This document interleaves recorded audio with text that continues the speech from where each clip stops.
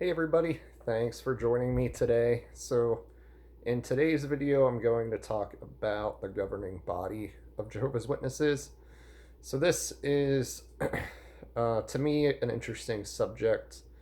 I know, just in the comments I've been getting and things, I know, so some people here who are watching may not even know who the governing body is.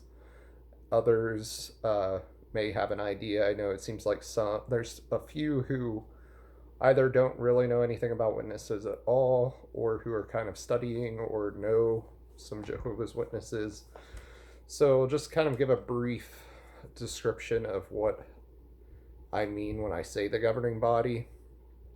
So, there are a group of men who run the organization, so they're at the very top, and that's who the governing body is. I know I've mentioned them in other videos that I've done, so I know I've talked about how they, in my opinion, starting a little over a decade ago, uh, really started putting themselves out there as. So they were always very against like TV evangelists and things of that nature. Like you know, on Sunday mornings there would be people on TV, um, and it would be broadcasted on cable TV giving a sermon or whatever. And so growing up, you'd always heard that, and like, people who follow those kind of people are crazy. Well, then, sure enough, I want to say it was around 2013. I honestly don't know the exact year, but I think that's about when it was that they started JW Broadcasting. And before then, you knew there was a governing body, but you didn't know um, much about them at all, or like you never saw them. There would maybe be an article once in a while that would mention them. But it was after JW Broadcasting started that it was every month. The the numbers have varied over the years, but there's always been somewhere, I think, between like 7 and 10 or 11 governing body members. So when JW Broadcasting started, they would just rotate like who would host the monthly online TV program, basically. So two things I want to talk about mainly in this video about the governing body is uh, I a personal opinion. I believe that they live better lives than the average Jehovah's Witness knows or believes. So fully my opinion, and I'll talk more about that. And they so your average Jehovah's Witness will make the argument that, well, they are just basically volunteers like everybody else, and if you're in full-time service as a Jehovah's Witness, everybody knows you get free housing, free health care, free food provided, and then a very low monthly amount given to you for discretionary spending. And so the average Jehovah's Witness would argue, well, they just receive the same thing everybody else does who goes and serves as a volunteer full time for the organization. And that is a valid argument, but however, I will explain. So, first, let's talk about what we know for sure that the governing body receives. So, like I said, no witness would argue the fact that they receive free housing, health care, food, and most of them are married. So if you're a couple serving in a full-time capacity and you're both, at Bethel, so that means the world headquarters or one of their branch facilities, both the husband and wife would receive this monthly stipend, which I honestly am not sure of the amount. Like I said, the last I knew, I thought it was somewhere around $150 a month. It might be a little lower than that. If anybody knows somebody who was recently there, knows what they received, leave a comment.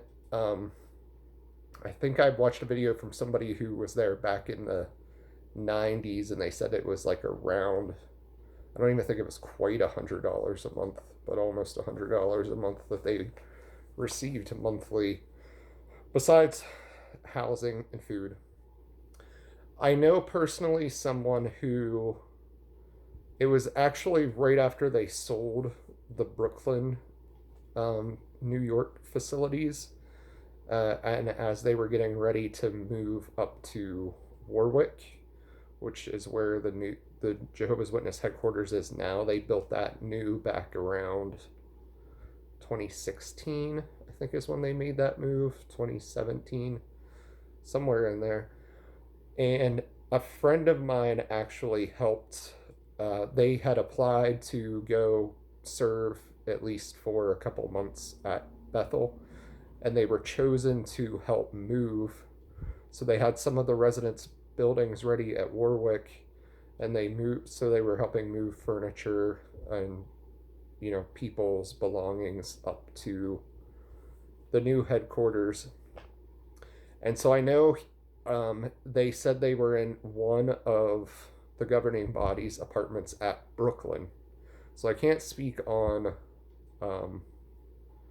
what their apartments look like at Warwick. But he definitely said at Brooklyn that he said the governing body's apartments are bigger, but they weren't. It wasn't like anything significantly better than what the average Bethelite was getting, but it was a two. I think he said it was like basically a little 2-bedroom apartment in Brooklyn. And if you don't know, I'm a bit of a real estate nerd, and if you don't know, New York real estate is very expensive.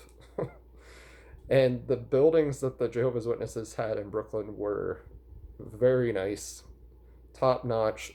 They sold everything they sold in Brooklyn, I think, sold for a little over $2 billion.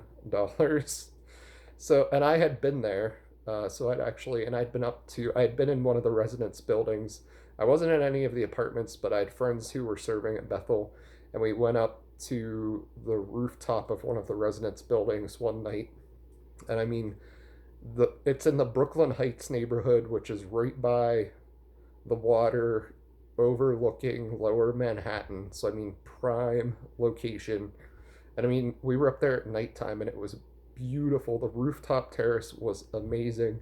Beautiful lighting, beautiful, furniture, places to sit, and just an amazing view of lower Manhattan, and at night all lit up. It was amazing.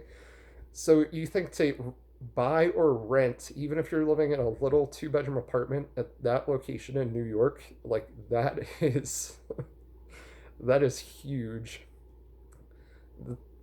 Although it's not a big mansion, I mean, to rent or buy something like that, a little unit, even if it was only 1,000 square feet or so, I mean, that would be, I can't even imagine what that would cost.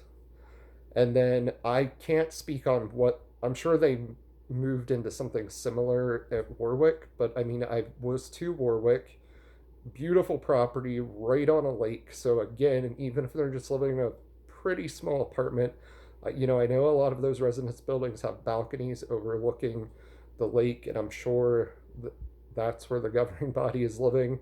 And even though they might not be these big grand mansions, to rent or buy something like that in that location would be high dollar. So you're guaranteed nice housing. Although it might not be large, it's high quality, amazing location. A lot of people wouldn't be able to afford to live where the governing body is living. I know for a fact, so that kind of covers the housing.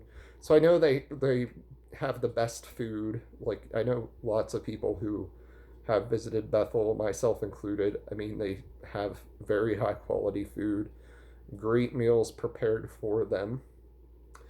I know everybody who had a job at Bethel had room cleaning service.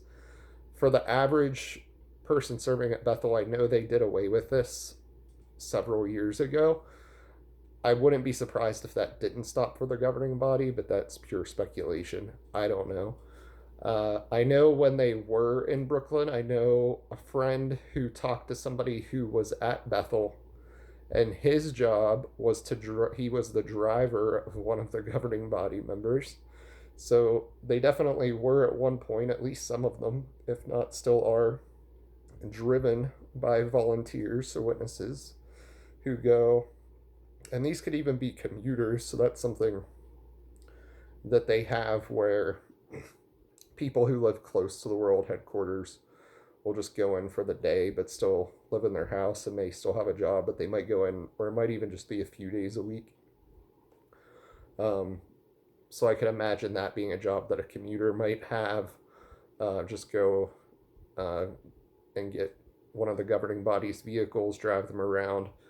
That was another point on that subject. Even if they do have a vehicle, I know, like you have circuit overseers who oversee multiple congregations and travel around and visit with each one, and that rotates every several months. They visit each congregation for a week, and they're provided cars. They get a new one every 5 years from the organization.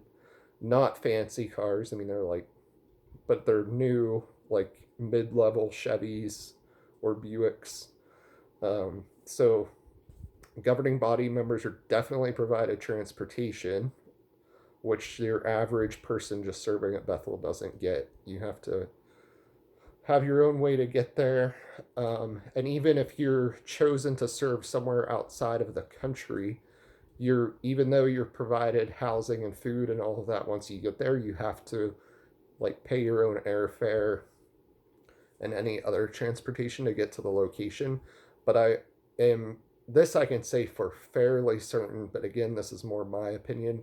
I don't believe the governing body pays for that at all, and they are definitely regularly traveling outside of the country to new branch facility dedications, international conventions to give talks and things like that.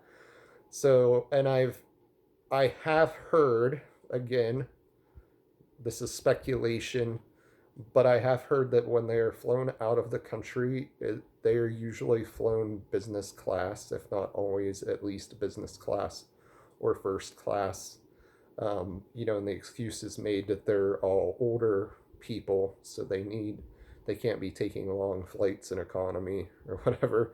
And I even remember a few years ago, I don't know if they're still offering this or not, but I remember we had the midweek meeting that it would, because they would occasionally get parts about donating money, and they made the point that it was now available that if you had airline miles, you could donate those. If you had airline miles that you weren't going to use or whatever, you could donate those. So, and I know and they have people that make all of the arrangements. Like, they're not booking their own flights. Like, there's a department at the world headquarters at branch facilities when the higher ranking Jehovah's Witnesses and need to travel somewhere, all of those arrangements are taken care of them by someone. So I mean, think about it. You're and then the last point I'll make before I make my overall statement is I know people who are much lower ranking than the governing body who once you get to that level where you're like in full-time service and you're serving at a Bethel facility or a special pioneer or whatever, people in your congregation, congregations you travel to and visit, and places you go and meet different Jehovah's Witnesses, you'll always have the witnesses who are a little bit more well off, and they are very happy to give those green handshakes. In fact, I know a couple who was in a congregation that I was in, that they were part of the LDC, and which is like the building, like Kingdom Hall remodeling building division. It used to be the RBC, I think. But they showed up one day with a practically brand new, super nice truck. And I remember thinking, oh, that's nice. Like at least the organization is spending some money and giving these ones who are making their whole life to, go and help and just give their time freely to this organization. So at least they got them. Like, I imagine that would be useful with building projects and, just for them to have good transportation. But it turns out, no, a some some other couple who were fairly well off just took them and said, we're going to buy you a new truck. So you can imagine if even a fairly like low ranking in full-time service witness couple is getting that kind of treatment, you can imagine what the governing body is getting. People think that I think some witnesses think that if they are, really kiss certain higher ups' butts in the organization, they're going to get some special place in heaven or paradise. I don't know what they think, but so I truly believe that these are things that I kind of know and suspect, and I don't think I know the half of it. I know there people have done videos. They talk a lot about how every time one of the governing body members is on the broadcast, that their suits look expensive. I don't know how much they paid for their suits or how they got those. Again, I would suspect that they have a clothing allowance, and I think they have perks beyond what the average Jehovah's Witness just thinks.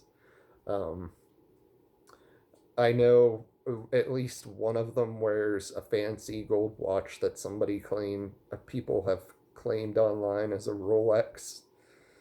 Again, I don't know. I'm not a watch expert, but again, I would suspect that was some wealthy witness who gave it as a gift. Um, and some of the governing body members, they're all old, pretty old. Most of them, they did two newer ones who are probably only in their 50s, I would suspect, which is pretty young. Usually, governing body members aren't appointed until they're like retirement age. So, I mean, they might have had, family inheritances and things too. We don't know, but the average witness believes that they're just like making this big sacrifice. But that's the other thing I was going to mention that I'll mention quick before I wrap this up is, so they are, once you're at that level, like governing body and certain, like once you get to, there's a few levels, and I don't know where it starts or ends, to be honest, but I could safely say the governing body and probably like the helpers to the governing body and some like higher ranking positions that fall just below that. Once you get those positions, like it's known that you're taken care of for life. So like you don't have to, like you're retired, like it's your retirement plan basically. Even when it gets to the point where you can't do any duties that you're expected of anymore, like they have what's called the infirmary, which I think is like medical, but basically like a nice nursing home for those ones when that's needed, and just everything's taken care of. They even have a cemetery at Walk Hill facility that I think is like all who are considered anointed, which you have to be anointed to be a governing body member. But so yeah, I mean, it's once you get that gig, they're very well taken care of, given very nice housing. They don't have to worry about health care. Their every need is taken care of. And like I said, even if they don't have their own little bit of money of some sort, they are getting handouts left and right from people everywhere they go. And I'm fairly certain they're being flown around first class. Transportation's taken care of. I know, even people I know who weren't, like I said, still like, one congregation I was in, there was a special pioneer couple, And I know like people would take them out to eat all the time and pay for it, and so they get treated very well, live very nice lives, very comfortable lives, what I would consider lives of luxury.